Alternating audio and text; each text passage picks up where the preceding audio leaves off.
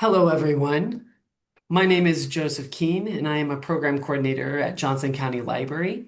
Thank you for attending today's program, Flower Power, which is part of our Past is Prolonged series. Through this series, we highlight topics that are often left out, glossed over, or misrepresented in our history books. Before we begin, we want to cover a few housekeeping items. If you have any questions during the presentation, you can submit them through the chat, and we will try to answer as many as possible at the end of the presentation. An on-demand version of this presentation will be available in the next 2 weeks and can be accessed on Johnson County Library's YouTube channel. We would also like to begin today with a brief land acknowledgement. Our Johnson County Library locations stand on the ancestral and treaty lands of Native American people, including the Kansa, the Kickapoo, Osage, Peoria, Sioux, and Shawnee. We pay respect to all Indigenous peoples, past, present, and future, for their continuing presence in this land and the land where you may be joining us from tonight. Our speaker tonight is Genoveva Theodora Chavez Ortiz. Dr. Chavez is a community activist and historian. His family roots are in northern New Mexico and southern Colorado. He gained his love of history and culture from the childhood trips that his family took throughout the Southwest visiting relatives. He became intrigued with the diversity of cultures that coexisted. Dr. Chavez has been fascinated with the cultural connections between Kansas City and the Latino world, especially the two-way nature of the Santa Fe Trail. He has studied the cultural relationships that developed when Anglo, German, and European immigrants moved west along the trail and Hispanics came east by the same route. He is known for documenting the life experience of Mexican and other immigrants in the Midwest. He has led an oral history collecting initiative for the Kansas City Museum and contributed to the Kansas City Urban Public Library's digital encyclopedia project to create a Kansas City oral history web portal.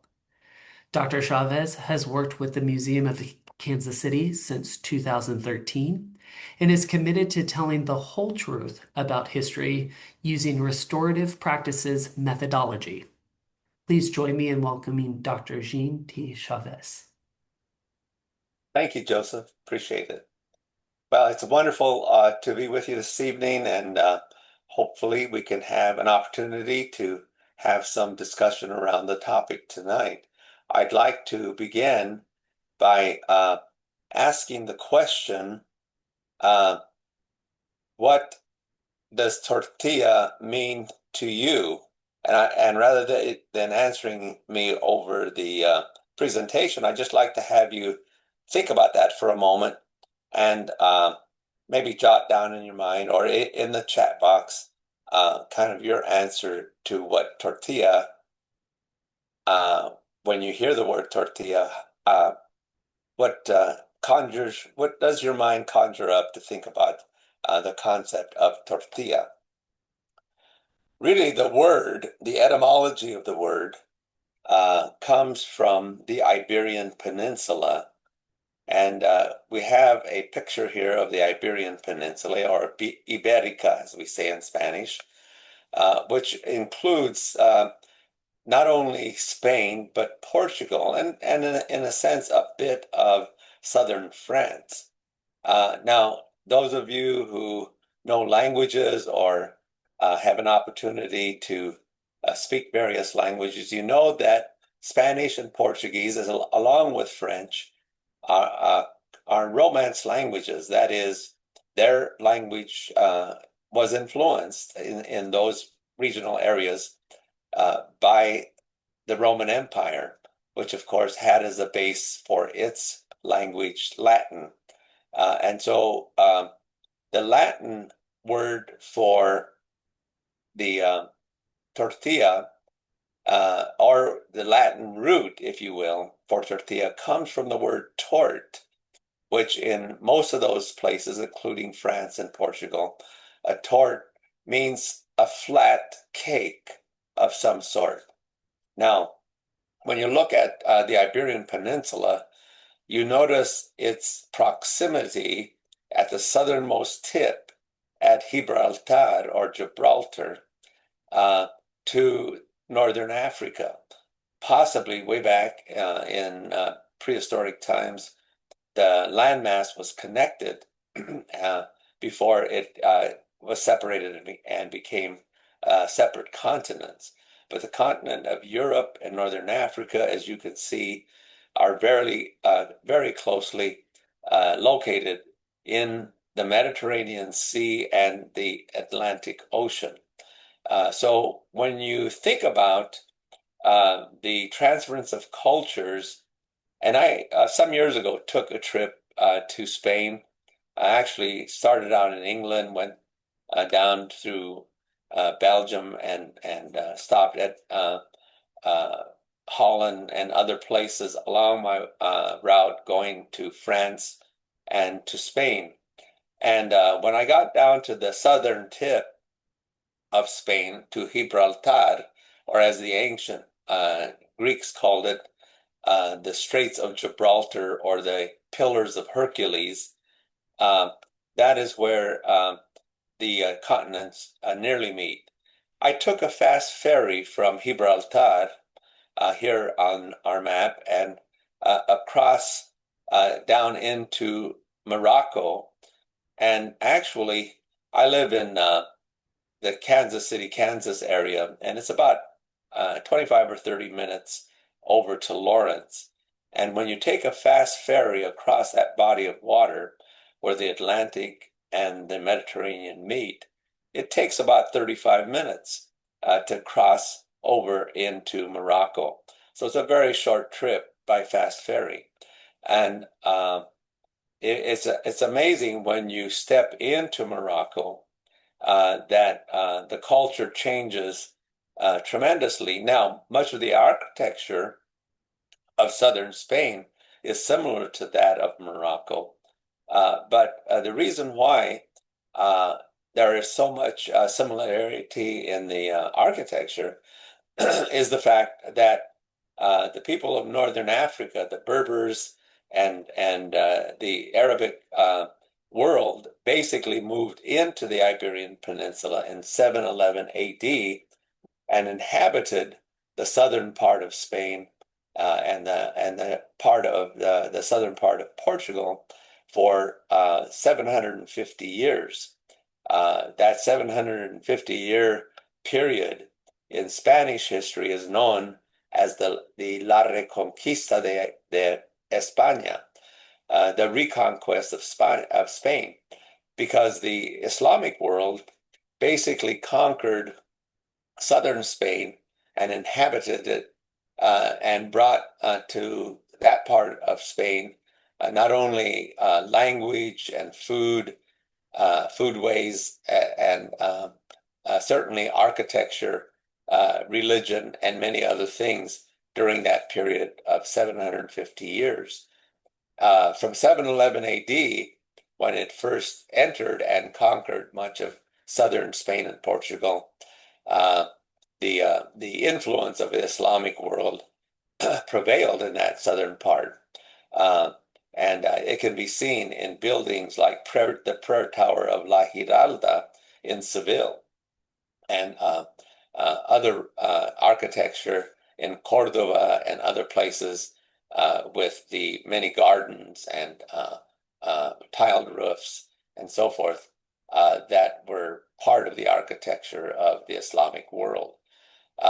Even Spanish words have been influenced by the Arabic and other languages of Northern Africa, so that in Spanish, when we say, I hope it doesn't rain, for example, we say, ojalá que no llueve, which means I would to Allah, or I hope to God that it doesn't rain. And that's a common expression in that part of the world when they're hoping it doesn't rain that day. There are many other words, mesa, as well as many others that are part of today's Spanish language that have their direct origin in the Islamic languages of Northern Africa. One of the things that the people from Northern Africa brought to the peninsula, to Spain from the Mediterranean region were milled wheat flour and ground chickpea that comprised the ingredients for a flat cake that the Spanish called tortillita. Now, those of you who know Spanish or have studied Spanish know that whenever you put the ita at the end of a word, that it means little. So what the Spanish were calling the flatbread that the people from Northern Africa were making, they called them tortillitas or little torts. And in the same parts of Spain, this flatbread was called a torta.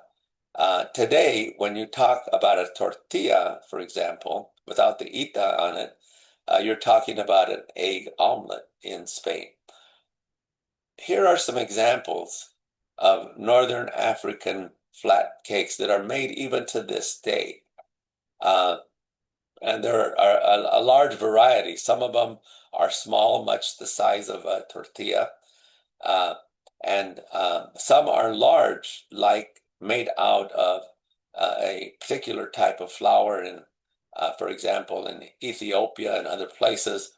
And they're called by various names. But even today in northern Mexico, especially in the state of Sonora, you'll find flat cakes like this that they call tortillas that are very large in the same way. So really, the origin of the tortillita or tortilla is in the flatbreads that the Spaniards and other people of the southern peninsula saw the Islamic world making. Now, we know that when Philip II of Spain came to power in 1527, and his reign lasted till 1598, a rather long reign of a Spanish king, that the hegemony or the spreading of the Spanish Empire moved not only from Spain into the Canary Islands and into the Americas, but it also moved to the Pacific islands, specifically the Philippine Islands.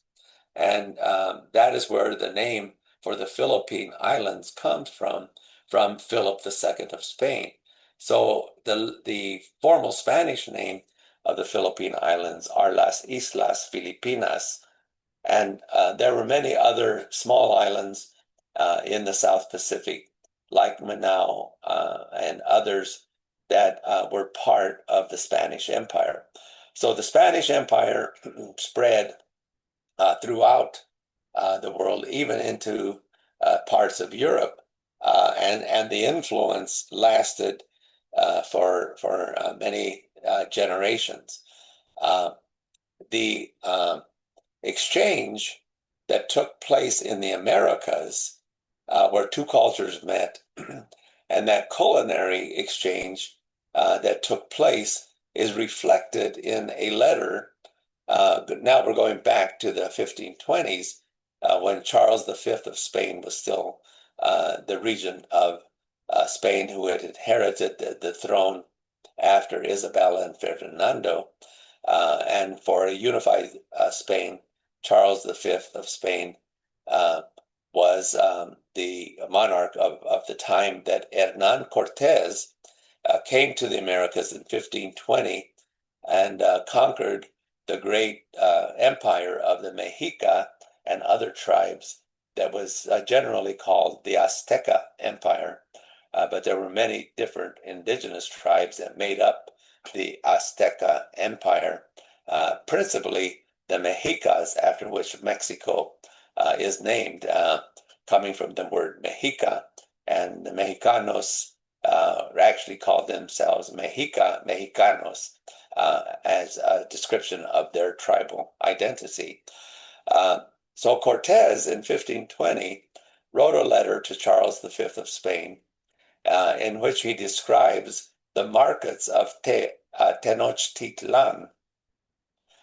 Those of you who know something about Mexican history know that the great city of Tenochtitlan was built around the lake Texcoco, where Mexico City resides today. So when you think about Mexico City, this is the area that Cortez was writing to Charles V about in 1520. And he says this city has many public squares in which are situated the markets and other places for buying and selling, where are daily assembled more than 60,000 souls. Mexico City was a large city then, or Tenochtitlan was a large city, and today it is one of the world's largest cities. Certainly it was much larger than any European city at that time. And he continues, and where are found all kinds of merchandise that the world affords, embracing the necessities of life, as for instance, articles of food, maize, or the Spanish word for the corn that the Spanish saw was maíz, translated into English maize, and Indian corn, and in the form of grain or in the form of bread. And so what they were seeing in the marketplace of Tenochtitlan was actually bread or tortillas, and eventually the Spanish called that bread tortillas. Now, it's important to remember that in the indigenous languages, they were not speaking the Spanish language, and most of the, by the way, most of the Spanish that was spoken by Christopher Columbus's crews, and then later the various soldiers and others that came to the Americas, for the most part, was Castellano. And that's one of the reasons why, and that was Isabella's language. Her husband spoke another language of northern Spain, similar to Catalan. And we have to remember that Spain has at least 5 major languages in the peninsula, not even counting Portuguese, which makes it another language, Romance language. But the 5 languages, except for the Basque language, which is not a Romance language, and no one really knows the origin of the Basque language in Spain. But the others are Romance languages or based in Latin. But one of the things that the Spanish did, particularly through their priests, was to really develop lexicons to document the words of the indigenous people. And in this particular vocabulario or vocabulary book, published in 1571,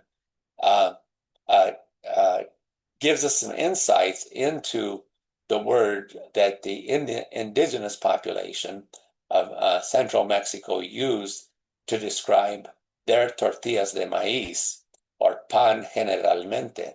So instead of calling it tortillas, the indigenous people called it laxcali. And in your own respective ways, I'd like to have you practice that word. The T is silent, so you start with laxcali. And that means tortillas made of maize, and, or whenever bread was presented to the indigenous people, they called it laxcali as well. The place, lugar, donde se guardan el pan, the place where they store the bread, starts out with laxcali, and we won't go through all of these, but you can see how laxcali, the word laxcali, is the root word for the place where the bread is stored, the place where it is sold, the place as are made, or laxcali is made, the actual making of tortillas, or laxcali, the ovens or hornos that bake the tortillas, or laxcali, and the different types of bread that are made from the maize And you have to remember also that the indigenous people of the Americas, not just in Latin America, what is it today, Latin America, but even in northern parts of what is the United States and the coastal areas, that many of the people of the East Coast and the northern places, like, for example, around St. Louis, the great cities of mound builders, they had a form of maize that was a little bit different in its strain, but very similar. And so throughout the Americas, corn was a staple food. Now, in Mesoamerica, before the Europeans came, the indigenous people made unleavened bread or flat bread out of ground maize. In Mexico, as I mentioned, it's called laxcali. In Central America, it was called by the indigenous people pupusa. And in South America, corn had a whole different name. I was in Bolivia and near Peru and down into the Amazon jungles some years ago, and had the opportunity to eat the indigenous bread that they called arepa. Again, very similar. So any of you who've gone to Central American restaurants, you're going to experience pupusa, which are tend to be a little bit thicker, as well as arepa being a little bit thicker, where they open up and stuff them with all kinds of goodies, meat, potatoes, cheese, or whatever you might want to put into a tortilla sandwich, let's call it. Now, the indigenous people of the Americas learned a very important secret about making their bread, their laxcali or pupusa or arepa. They started by soaking and cooking the corn in lye water and then grinding the maize with a stone mano y mateta, metate, pardon me. And here you see a young girl patting the masa, which is produced from that corn when it is ground. By the way, when you soak it and cook it, the cellulose around the kernel of the corn rises to the top. You whisk that away and then begin to grind the corn into a masa, what we call masa in Spanish, or a dough, and then it is cooked on a comal. You can see that there is a stone comal where the tortilla or laxcali is being baked. And they were not put into an horno per se, but usually baked in on a comal or a stone griddle, if you will. Now, the process that I just described to you has a name, a scientific name. It's called nixtamalization. So the soaking of the maize in lime water or lye alkaline solution is used in the preparation of the maize or maize for corn tortillas and other culinary purposes using the process known as nixtamalization. As I mentioned, it unlocks the protein of the kernel of the corn and allows for the making of masa by removing the hulls from the corn. Eating maize-based foods without nixtamalization or supplemental nutritional things like legumes or meat to gain protein, there develops a nutritional deficiency known as pellagra. Pellagra is a disease that is debilitating. And so eating just corn tortillas by themselves would not give you the full nutritional value. So it's supplemented with beans or meat, cheese perhaps, to bring about the full nutritional value. Now, today, there are many tortillerías or tortilla factories. This is an example of one. And if you notice in their signage, they say that they have tortillas and other products that are completely 100% nixtamal. And that would be the word in Spanish to describe that they have gone through that nixtamalization process to have the full nutritional value that the corn could provide. Now, I know you'd like to go inside the factory, so we're going to do that and see how this process works on a large scale to make corn tortillas for distributing to restaurants and stores throughout the Kansas City region. Let's see if I can get it to go here.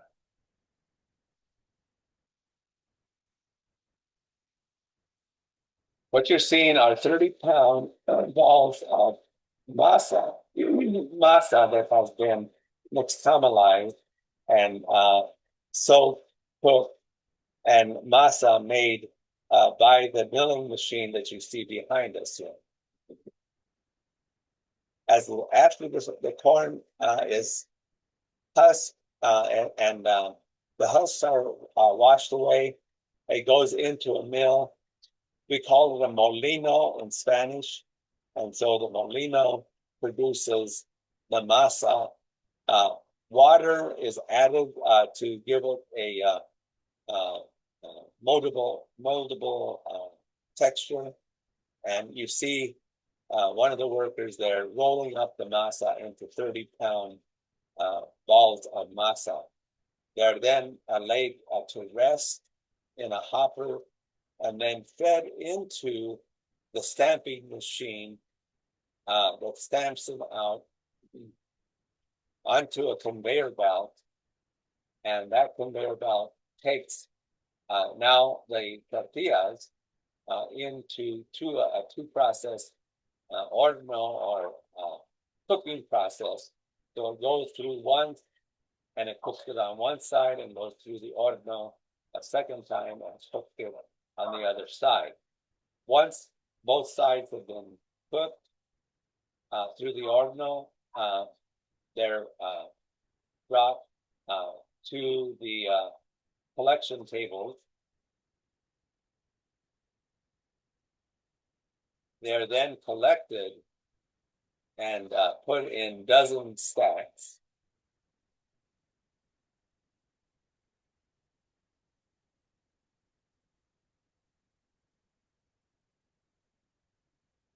Once they are stacked, they are put into shipping boxes, or if they're going to be sold by, let's say, a dozen or 5 dozen at a time, they're put into different packaging for store shelves.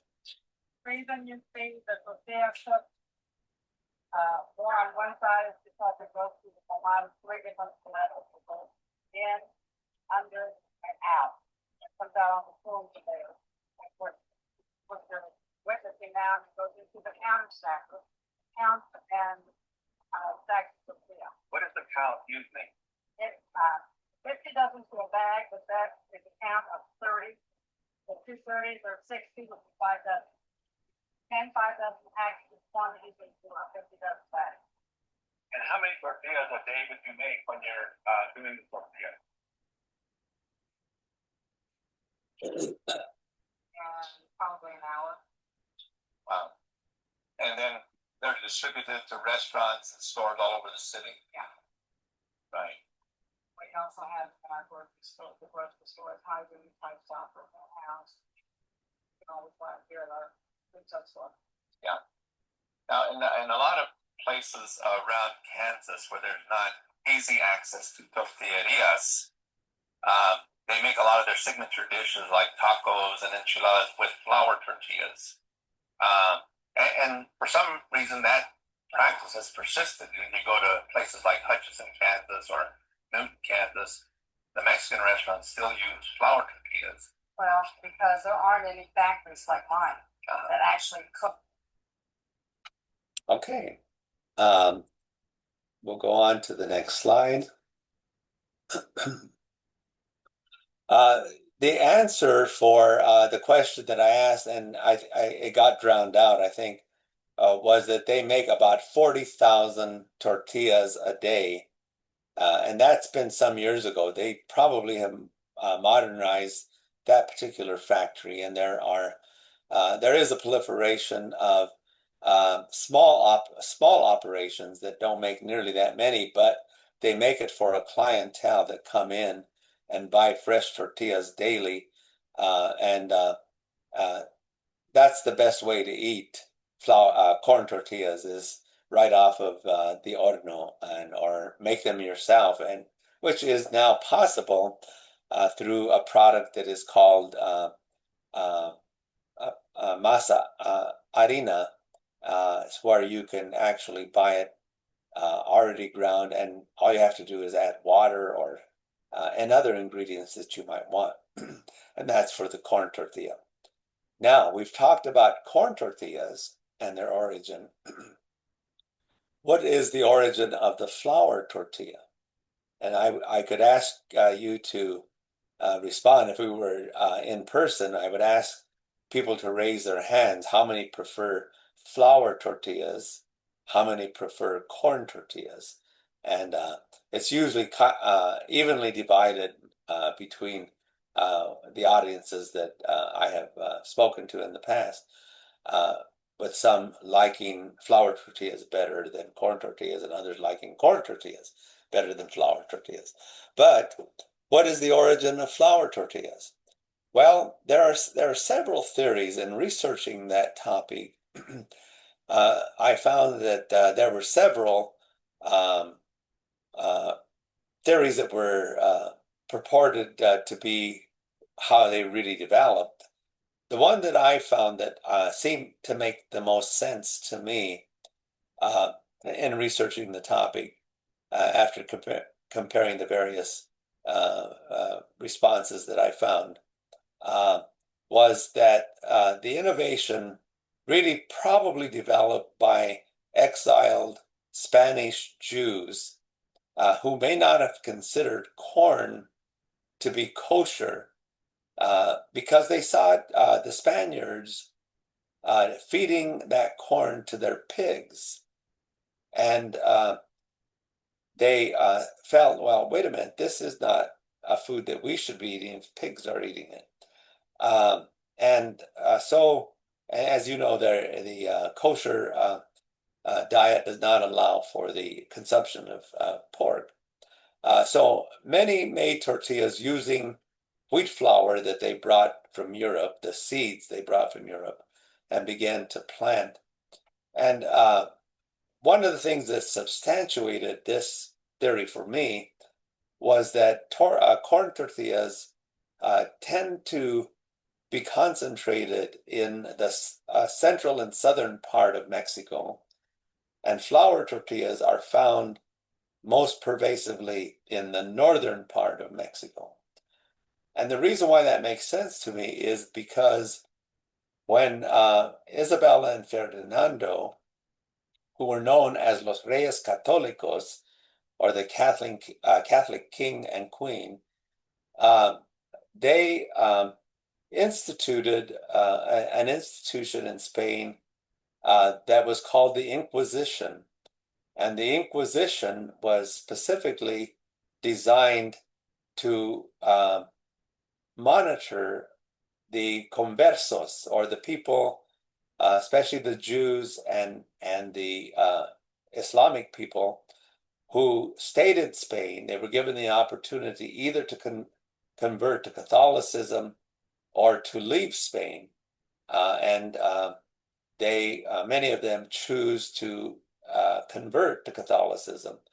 And these converts were called conversos, and many of them settled in northern Mexico. And when you have to remember that northern Mexico included territory all the way up to the Arkansas River, so that when we're talking about the area in which we live, we would have to go no further than Great Bend, Kansas, or Wichita, Kansas, to be at the border of New Spain. And in 1821, when Mexico gained its independence from Spain and Missouri became a state, that border was at the Arkansas River. It wasn't until 1848 that the border between Mexico and the United States moved further south to the Rio Grande River, or as the Spanish call it, El Rio Bravo. The border between the Hispanic world and the Anglo and other European settlers who came west into these territories would have to go no further than the border at the Arkansas, or as the Kansas call it, the Arkansas River. So the territory was redefined. We know that that territory previous to white settlement had belonged to Spain. So all of the Louisiana purchased, including New Orleans, all the way out to the west coast in the northern part of what is today the United States, was considered Louisiana. And from 1767 to 1801, that was all Spanish territory. And so many of these conversos traveled to the northern outreaches of the Spanish Empire because they wanted to get away from the inquisitors who were sent to the New World to make sure that Catholic conversos were keeping the faith. They would inquire of them of their status as Christian, Catholic Christians, and ask them to recite the Lord's Prayer, for example, that the children recite the Lord's Prayer or the Apostles' Creed, and other tests that they would give the conversos. And if they failed the test, they would have to suffer certain punishments for it. And so many of the Jewish families moved as far away from Mexico City, and often these inquisitors didn't make it all the way up to the furthest outposts of Spanish settlements throughout what is today the southern part of the United States. So flour tortillas became the popular bread of northern Mexico, and is to this day. Flour tortillas are more the staple than corn tortillas, including what is now the Southwest after the annexation by the United States in 1848, with the signing of the Treaty of Guadalupe Hidalgo at the end of what the United States we call the Mexican War. In Mexico, they call it the War of Aggression against Mexico. The border was more than a political boundary, but rather a cultural boundary as well. So flour tortillas are a regional staple of what was then northern part of the Spanish Empire, and then after 1821, when Mexico gained its independence, it was the southwestern part of the United States after 1848. Now, that's somewhat of the history of both corn and flour tortillas. Today, with the proliferation of a food delivery platform like tortillas, according to the Tortilla Industry Association, or TIA, which began some years ago to sort of track the industry as a baking business.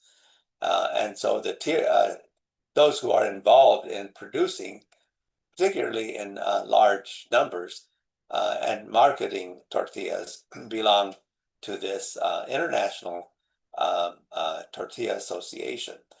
And it is projected that this tortilla as a food delivery system is actually overtaking white sandwich bread as a preferred food delivery platform. So tortillas and the market today is projected to witness a compounded annual growth rate of 6.33% to grow to 62.435 billion by the year 2027. So tortilla, and there is a reference there for you, and you might want to take a picture of that if you want to research that even further. So tortillas are becoming very popular, and in the grocery stores like Sam Club and others, there's actually as many or more tortilla brands and opportunities to buy tortillas than there are sliced bread. So the Tortilla Industry Association, TIA, is based in the nation's capital in Arlington, Virginia, and becomes a resource. And it is a not-for-profit organization whose members include tortilla manufacturers, industry suppliers, and distributors from around the world. So it is one of the fastest growing bread or baking industries in our country, and developing. Of course, it's already there in many other countries as well. I was intrigued by the growth and development of Mexican food in the United States, particularly in our part of the country, in Kansas and Missouri. And I found this master's thesis on MU's website talking about the growth of Mexican restaurants in Lawrence, Kansas in the 1950s through 2007 by a student there who submitted it as for her graduate degree program at KU, copyrighted in 2009. So the first ethnic restaurants in Lawrence opened in 1950, according to her thesis. And many of those restaurants still continue today. And I think her statement that I have highlighted here is quite telling, that Mexican food has just become more and more popular. So it's not too surprising that the restaurants that she was studying that were already established have continued getting business. Others have come and gone, but Mexican food has gotten more popular, and eating out apparently has gotten a lot more popular as well since the 1950s, and Mexican food is high on the list of many people who go out to eat to have an affordable meal. So tortillas in the future, tortillas as a food, baked food item continues to grow as Americans continue to crave Mexican food, so much so that they spent billions of dollars. We were talking about just the tortilla baking industry, but now we're talking about the food industry, where the public spends billions of dollars annually, and unfortunately, it's at quick service restaurants like Taco Bell and Chipotle Grill, which is certainly several steps above Taco Bell, but on Mexican foods in local grocery stores, along Mexican, also in Mexican specialty shops, and many of the Mexican stores, particularly around Kansas City and other places where there are large populations of people from Mexico and other Latino countries, they often have their own cocina or kitchen where they serve food, and those have become very popular. I know here in Kansas City, Kansas, some of you may have been on Kansas City, Kansas Central Avenue, or certainly on the west side in Kansas City, Missouri. So authentic Mexican restaurants and food products distributors continue to grow in the U.S. and worldwide. Corn tortillas are preferred in most of Mexico, particularly central and southern. Flour tortillas often preferred most in the United States and northern Mexico. So I would ask you to think about your favorite tortilla story and your family recipe if you make tortillas. My mother always made her tortillas with lard. She tried shortening a couple of times and didn't like it, and we didn't like it. So my mother made tortillas every day of my young life at home. And so we didn't have a brand of tortillas. It was mom's tortillas. And now my favorite brand when I go to the grocery store is Mi Mama's tortillas. So some of you may have a favorite brand. We've already asked about your favorite kind of tortilla, and you might think about your favorite restaurant and how they serve their tortillas and other items that may come to mind. I do include a recipe if you want to take a screenshot of that on your computer or with your phone. This is my mother's recipe. The thing I like about this recipe, and my mother used high altitude flour and 2 cups of flour, 1 tablespoon of baking powder, because we lived in Colorado, in Denver, which is a mile high in its altitude, and so you needed something to kind of give some uh, uh, substance to the tortilla and have them rise a little bit, because flour in that altitude doesn't rise unless you have some kind of a leavening process that does that. So you make and you knead the dough carefully by adding, and be careful when you add the water into the dough. And I actually don't have water on this, but you're going to need water. Oh, there it is, room temperature water, and you slowly add it to the flour and other ingredients, and eventually knead it gently by hand. That's always the best way. And then make little golf-size testales, as we call them in Spanish, or bolitas, and then roll them flat and make them round by frequently turning them. If you don't frequently turn them, with almost every roll that you make, it's going to come out looking like the map of Texas. So you want to roll them as you go along, and then bake on a comal or an iron skillet. That's the best way to cook them. I've had to do it on electric skillets where I've done this in libraries and so forth with groups. They don't come out quite as good as when you have an iron skillet on the stove, a comal, as we call it. I do have a website here where I go through the process of making the tortillas, and you may want to take a screenshot or photo of that slide. And so with that, we'll open it up for questions. Well, thank you, Dr. Chavez. We do have a couple of questions. One of the questions that we do have that came from the chat was do they have less calories than bread? Good question. I think it depends on how you make them, perhaps. I know that the corn tortillas would have less calories than flour tortillas. If you make flour tortillas, if you use lard, it may kick up the calorie count or the other counts that you would want to be watching.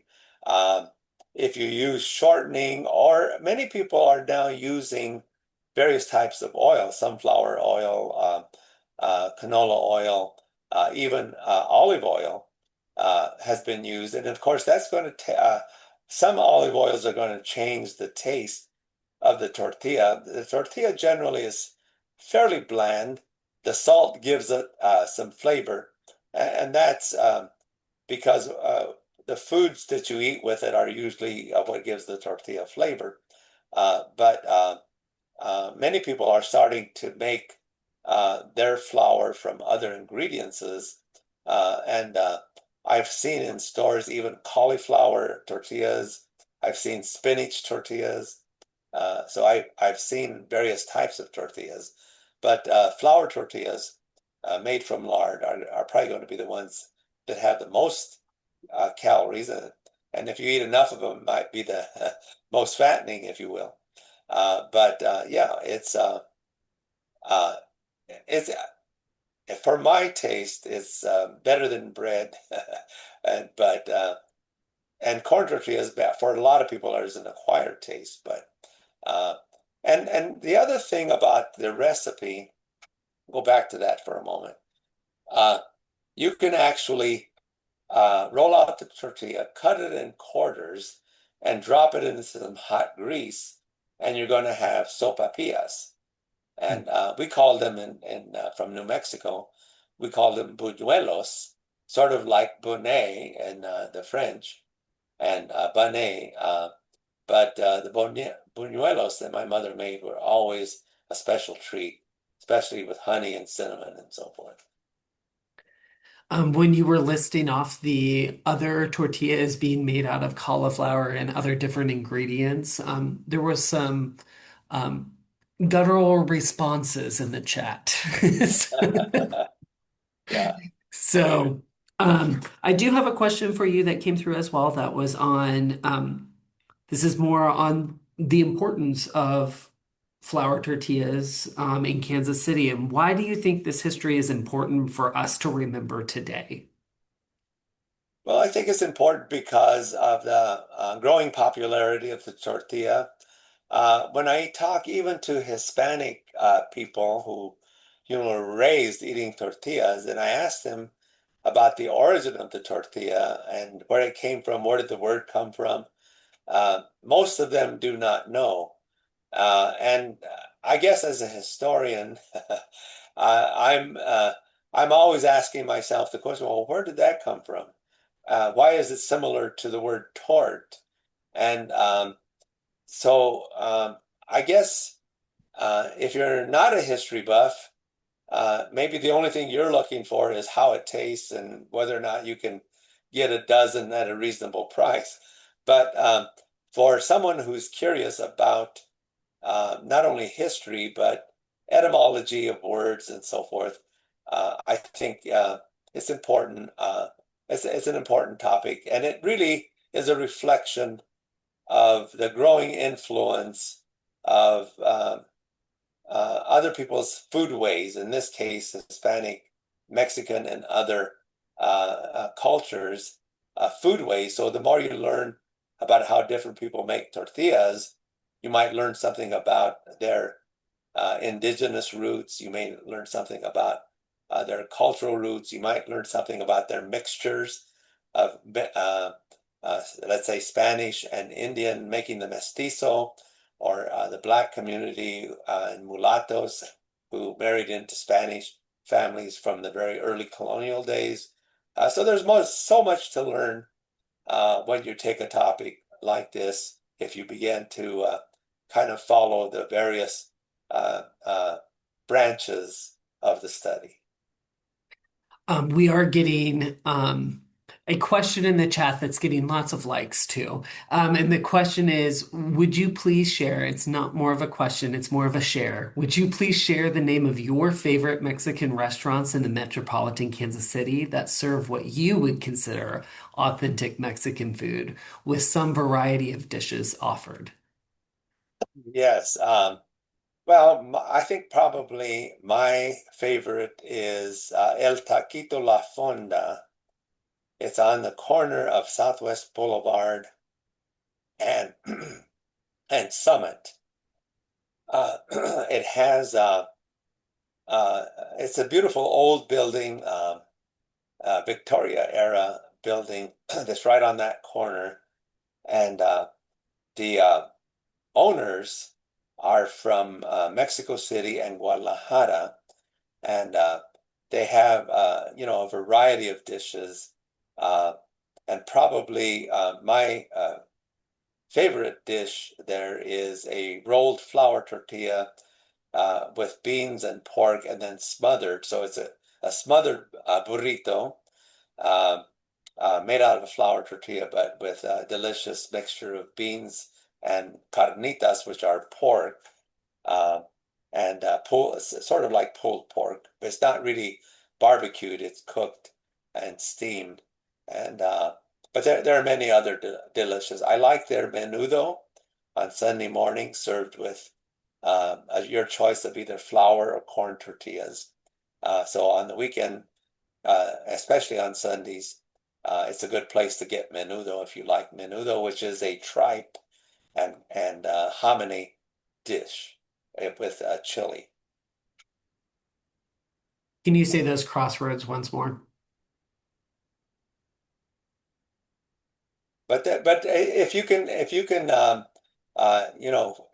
you want something fast, go to a cocina in a grocery store, and you can usually get excellent taquitos and others in the many grocery stores, San Antonio's and others.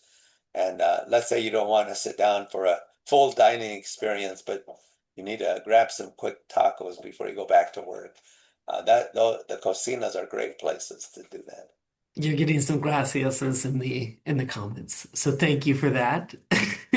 That restaurant is probably going to have some visitors from this group. Okay. Well, we do not have any other questions that are coming through. So I want to thank you, Dr. Jean Chavez, for this wonderful presentation. Um, and my computer just froze a little bit on me. And I want to thank everyone here for attending the program tonight. Our next program, The Past is Prologue, will be Life in Kansas during the Dust Bowl on Thursday, November 13th at 6:30 p.m. So thank you again for attending, and we'll see you at our next program.